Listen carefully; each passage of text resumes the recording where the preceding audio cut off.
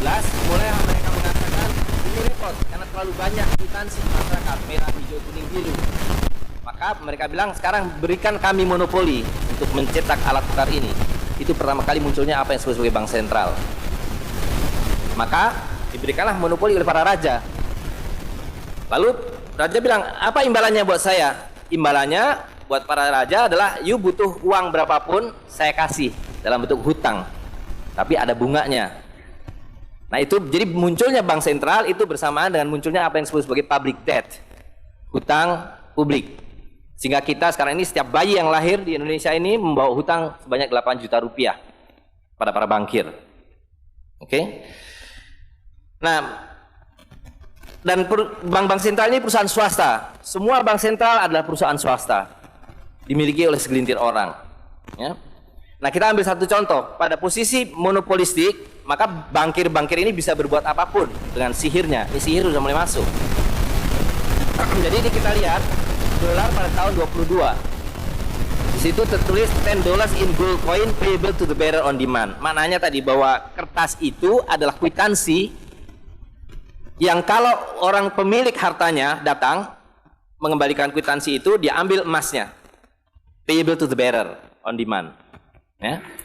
Nah, tapi kemudian Amerika mengalami krisis besar tahun 29 yang disebut Great Depression. Maka para bankir kalau bangkrut, dia datang pada pemerintah, "You mesti tolong kami." Bail out. Caranya bagaimana? Rampas seluruh emas rakyat, berikan pada kami. Tidak cuma-cuma pada waktu itu, kemudian dibeli. Jadi rakyat Amerika harus menyerahkan emasnya, dibeli dengan harga $20 per troy ounce. Tiap 30 gram. Lalu tahun berikutnya, 34, mereka keluarkan uang kertas baru, will pay to the bearer on demand $20. Apa bedanya dengan yang semula? Tidak ada lagi kata-kata in gold coins. Tapi mereka bilang, jangan khawatir, setiap saya mencetak kertas ini, saya backup dengan emas batangan. Jadi sesudah emas diambil semua, dia lebur. Dan kalau rakyat mau punya emas, boleh, tapi you mesti beli dengan saya. Jadi dengan kata lain, emas yang semula merupakan harta milik rakyat, sekarang diubah menjadi dagangan. Tapi harganya dirubah. Waktu mereka diambil dibayar 20, sekarang kalau rakyat mau memiliki emas harus bayar 35. Ini yang kita sebut devaluasi, banyak 40%. Ya. Nah, jadi itulah kemudian secara ringkas kalau disajikan adalah yang semula emas dan perak itu ada di tangan rakyat dan dulu di tangan rakyat Ternate. Pada abad 18, rakyat Ternate masih menggunakan perak sebagai uangnya. Datanglah VOC, mereka dipaksa untuk menyerahkan peraknya dan diganti dengan kertas. Dan rakyat Ternate menolak itu. Nah, kemudian mereka lebur jadi batangan, digantilah dengan ini. Uang dalam konteks ini adalah Hindia Belanda, ya kan?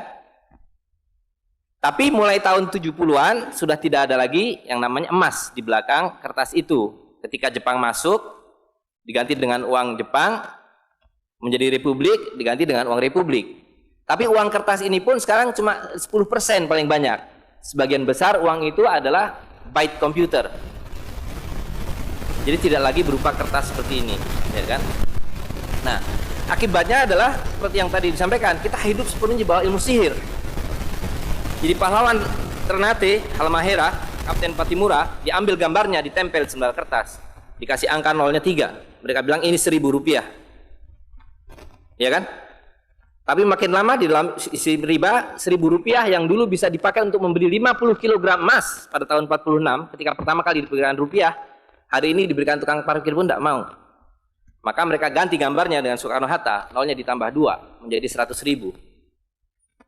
Yang 99.000 dari mana? Ya kan? 99.000 dari mana?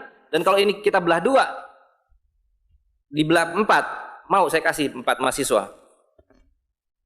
Kemana samannya tadi itu nilainya? Ya, ini seperti sihirnya Fir'aun yang menjadikan tali sebagai ular. Nah, orang Amerika bilang, pedagang Amerika, saya juga punya kertas sendiri, namanya greenback. Tapi kertas saya punya 10.000 kali lipat dari kertas saudara. Jadi kalau Bapak Ibu sekalian, adik-adik pergi ke Washington sana, ke New York, bawa uang 100.000. Belum tentu mahasiswa punya uang 100.000 kan? Harus bekerja 2 hari. untuk mendapatkan uang 100.000. Pergi ke Washington, saya mau beli Coca-Cola 1 botol. Apa mereka bilang? Apa mereka bilang? Ini kertas funny, this is funny paper, gak laku. Tapi siapapun datang ke Ternate dengan $100, you punya cengkeh, berikan pada saya. Saya mau beli, you punya Coca-Cola, tapi saya minta 1 truk. Apa yang kita lakukan? Kita berikan Coca-Cola 1 truk, karena mereka bilang, mereka bisa yakinkan kita, selembar kertas mereka 10.000 kali lipat dari lembar kertas kita. Dan mereka bilang, kita punya kertas tidak laku, mereka punya kertas laku di seluruh dunia. Betul nggak? Dengan cara itulah seluruh cengkeh Ternate habis. Pala Ternate habis. Seluruh kekayaan Ternate habis, hanya diganti dengan byte komputer. Dengan cara itulah kemiskinan dan pemiskinan dilakukan oleh para bankir. Jadi banking is crime and bankers are the criminal.